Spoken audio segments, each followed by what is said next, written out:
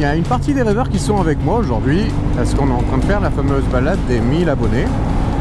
Donc c'est l'occasion de vous présenter quelques images de cette journée en espérant que les personnes prendront du plaisir, aussi bien ceux qui regardent derrière leur télé que ceux qui se baladent avec nous aujourd'hui.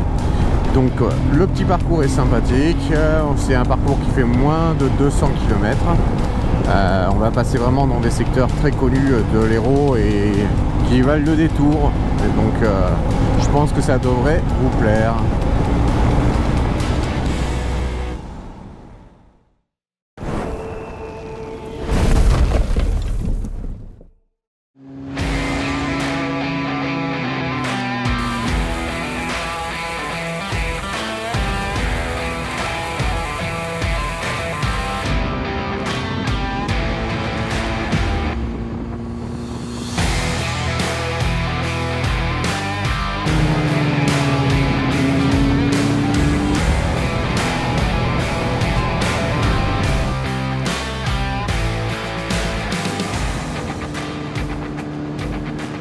On va commencer cette balade par les gorges de l'Hérault.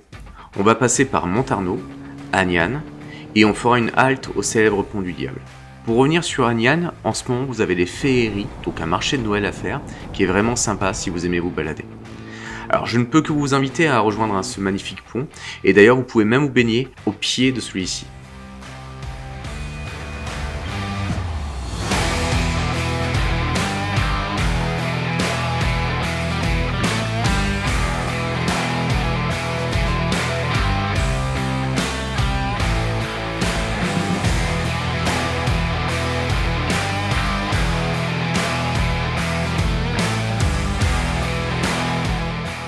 Dans l'organisation de ma balade, j'avais pris une pause photo à plusieurs endroits, et donc le Pont du Diable en fait partie évidemment. Chacun des groupes s'arrête le temps d'une photo et repart pour continuer le retour.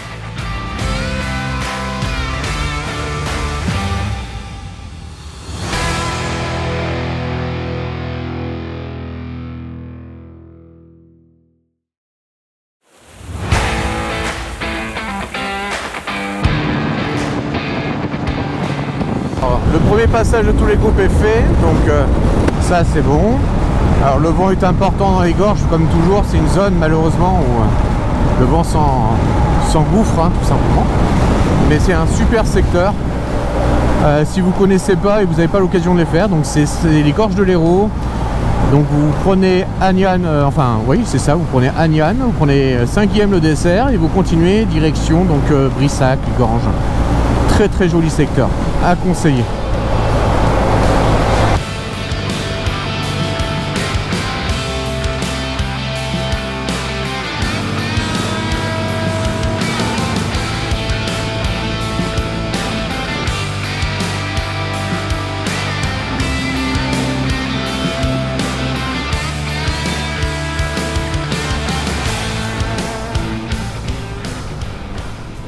Pour continuer cette balade, on va passer par les gorges de l'Hérault, en longeant le village de Saint-Guilhem-le-Désert. Alors, pour la petite histoire, c'est un des plus beaux villages de France, donc je ne peux que vous conseiller d'aller le visiter.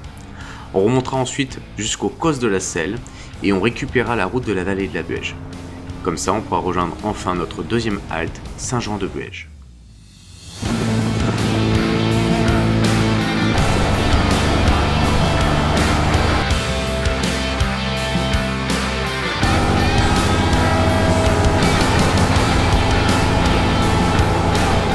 Sublime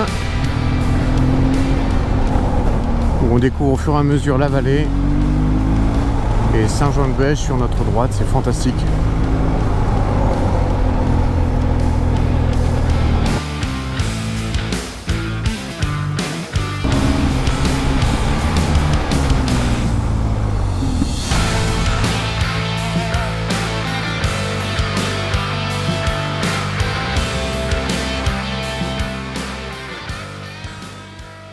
Vous ne l'avez peut-être pas encore remarqué, mais cette balade des 1000 abonnés avait finalement deux buts. Alors évidemment, vous remercier de me suivre un peu plus chaque jour, mais également de vous faire profiter des différents lieux sélectionnés par mes invités lors des tournages de mes vidéos Un motard, un lieu, une histoire.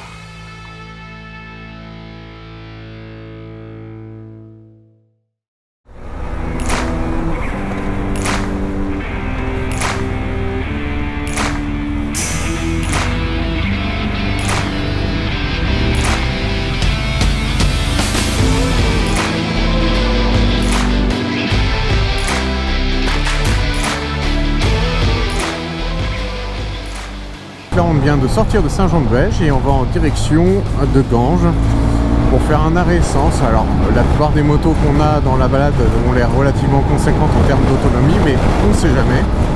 Le vent est bien là, mais voilà. Donc ça c'est une route magnifique qui nous permet de rejoindre Brissac. C'est vraiment un très joli coin, donc je vous invite vraiment à le faire. Encore une fois, la route est propre, les virages sont relativement grands et confortables, et c'est quand même un joli secteur, encore une fois, de la vallée de la Bêche.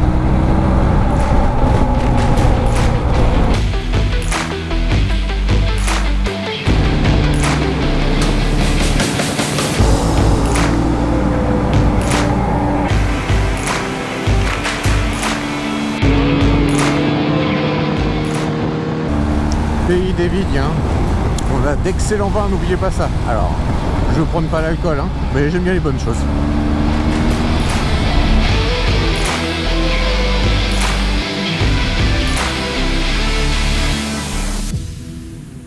Après avoir passé Brissac, nous allons récupérer la route qui passe par Saint-Bauzile-de-Putois et Larocque.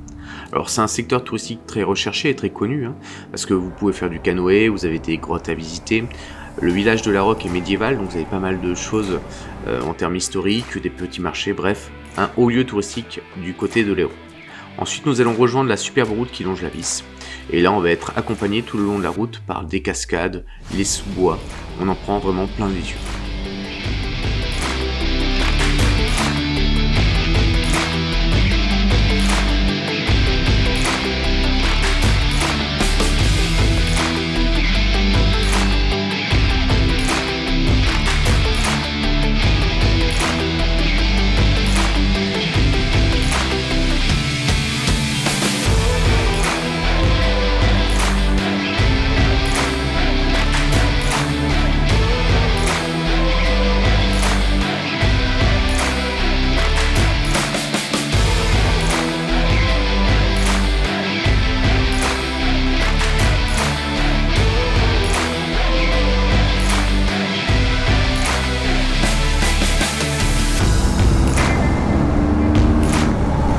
Alors je vais m'arrêter à cet endroit pour pouvoir profiter un petit peu de ce spot pour finir. C'est juste idéal, on voit la route qui serpente tout autour de la colline. C'est vraiment sympa de les voir dérouler comme ça.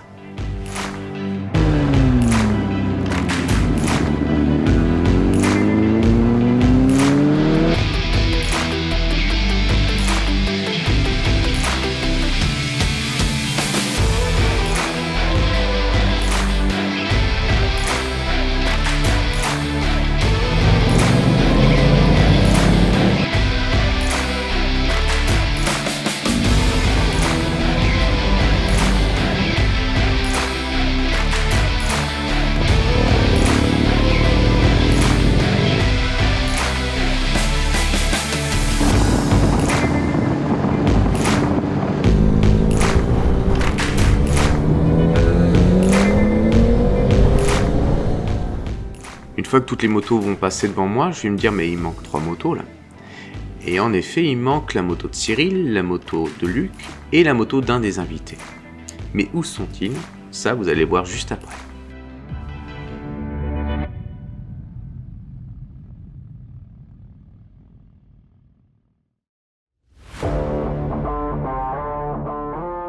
Il y a Luc et Cyril qui sont restés, il y aurait une chaîne détendue, donc ça fait partie des aléas malheureusement des balades comme ça.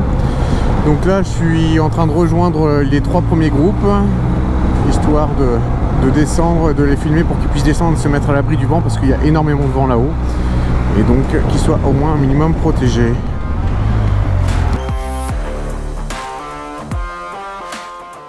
Donc on s'approche du secteur, je viens d'avoir Luc au téléphone qui m'expliquait que c'était une chaîne qui est sortie de son axe sur une Yamaha Ténéré. Donc là ils sont en train ils l'ont desserré un peu pour pouvoir remettre la chaîne à sa place, et maintenant ils sont en train d'essayer de la retendre. Donc là pour l'instant ils n'ont pas encore fini ce bricolage.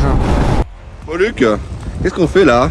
Ben là on a décidé de s'arrêter et faire un petit pique-nique au bord de la route. Au bord du milieu de la route. Au bord, oui. Parce que là on est bien au milieu là quand même. Et on va faire cuire une chaîne. Ah oui, bah oui, là il manque un schmilblick un petit peu là.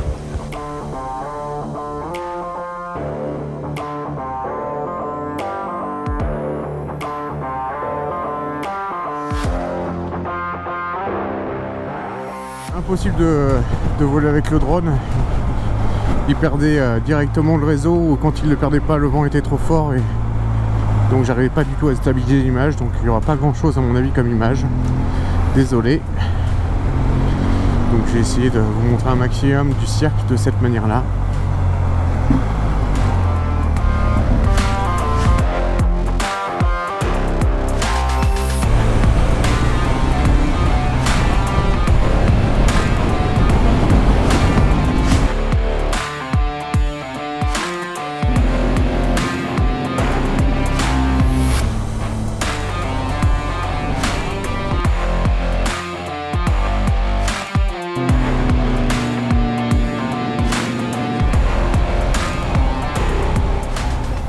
On va rejoindre le troisième spot de la journée, le cirque de Navacet. Alors, quelques chiffres pour le plaisir quand même. Alors, c'est le plus large canyon d'Europe, 1400 mètres qui séparent les deux plateaux. Une profondeur d'environ 300 mètres au niveau de la cascade. Bref, c'est vraiment un lieu à ne pas rater sur notre secteur. Alors, le temps d'une pause repas, et on est prêt à affronter les rafales de vent, mais mauvaise surprise, on s'attendait pas à découvrir des routes recouvertes de gravillons.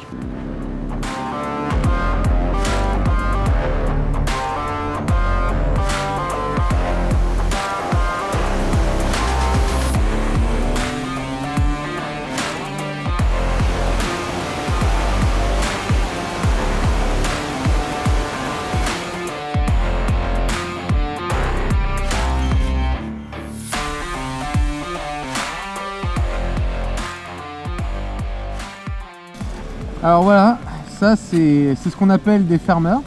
Les mecs ils arrivent 45 minutes plus tard. Voilà, ils ferment bien les gars. Et regarde pourquoi ils ferment, regarde pourquoi. Parce que, voilà, du rouge. En même temps, il y a une bouteille pour 50 personnes. Si on arrive en même temps que les autres.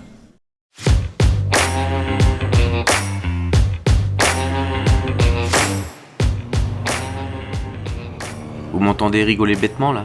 Ouais, vous m'entendez bien, je le sais. Tout simplement parce que certains motards me faisaient des signes un peu moins délicats que d'autres, c'est tout.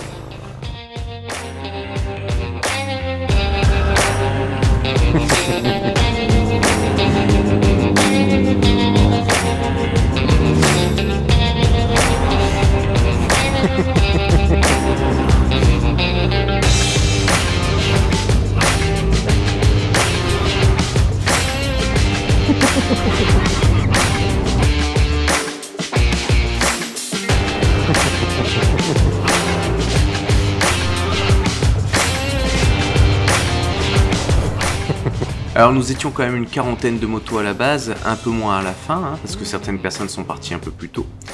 Mais le plaisir était là, et surtout le type de moto, vous pourrez remarquer, on a un peu de tout, et ça c'était génial.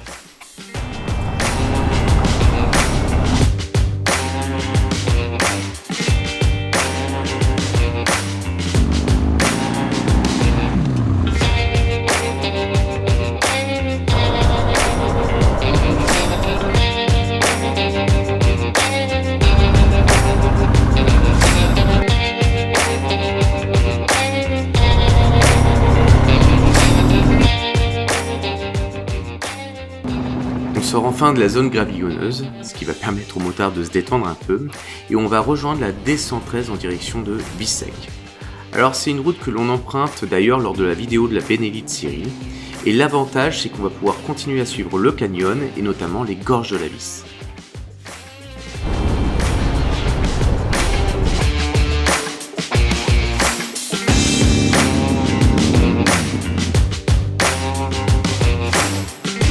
Allez, fais ton travail. Décale-les. Décale-les. Allez mon grand. Allez mon gros.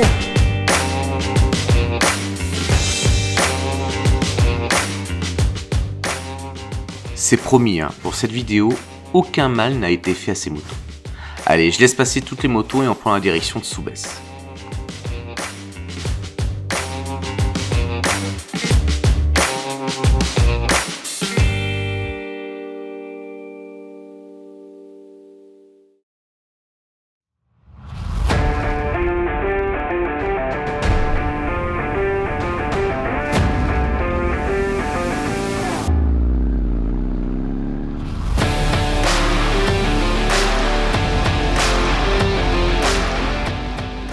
qui est vraiment incroyable dans ce secteur, c'est les différents paysages que l'on peut rencontrer sur aussi peu de kilomètres. On est sorti du cirque de Navacelle où c'était relativement arboré, on se retrouve à nouveau sur un plateau complètement aride. Alors là, nous sommes en direction de Soubès, une descente très connue des motards, parce que les virages sont fantastiques, et on va rejoindre le lac du Salagou.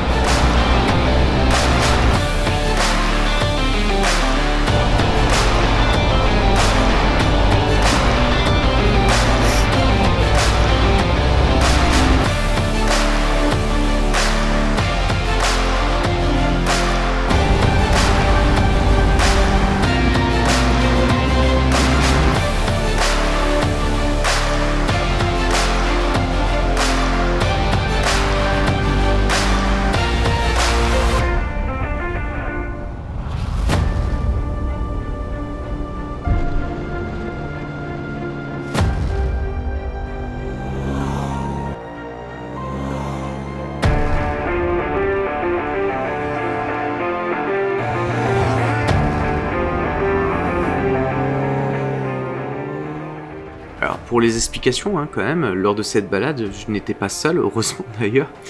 La team FSA était avec nous et d'autres personnes sont venues nous aider tout au long de cette journée. Et j'aurais jamais pu réaliser cette vidéo si jamais je n'avais pas été aussi bien entouré. Donc merci encore à toute l'aide qu'ils m'ont fournie pour ouvrir et fermer cette balade. Cyril, Antoine, Hugues, Luc, Quentin et Sonia, merci beaucoup.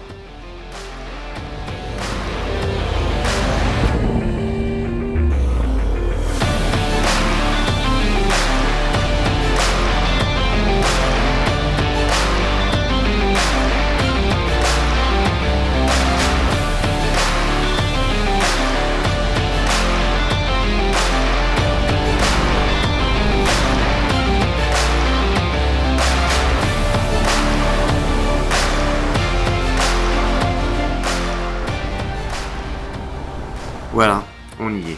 Je ne voyais vraiment pas de meilleur endroit pour terminer cette journée. Le lac du Salagou. C'est vraiment extraordinaire. Cette terre rouge et ces eaux bleues, quel mariage franchement fantastique. En plus, j'ai une affection particulière pour ce lieu, où j'ai pu réaliser une de mes premières interviews. Donc c'était Sonia qui en était l'invitée. Et d'ailleurs, je pense que personne ne peut mieux parler de ce lieu qu'elle.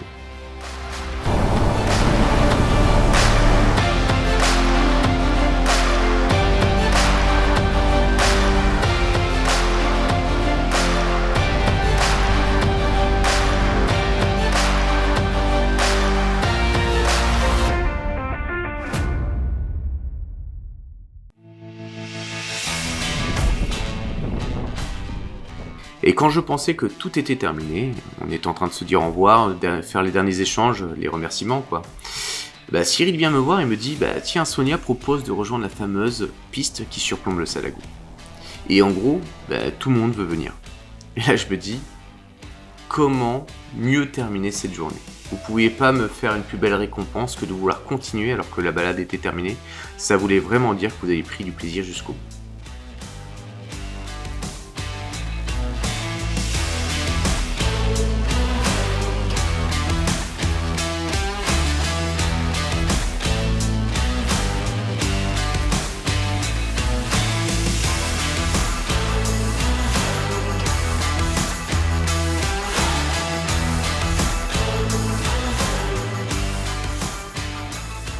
Et là, je me disais, au fur et à mesure qu'on avançait sur cette piste et qu'on profitait de cette vue fantastique, on a croisé quand même pas mal de personnes. Et j'étais en train de me dire, ils ont quand même dû nous prendre pour des bons tarés, parce que quand on voit des hyper sportives, des Niken et des Guzzi sur ce type de piste, c'est pas vraiment là où on les attend.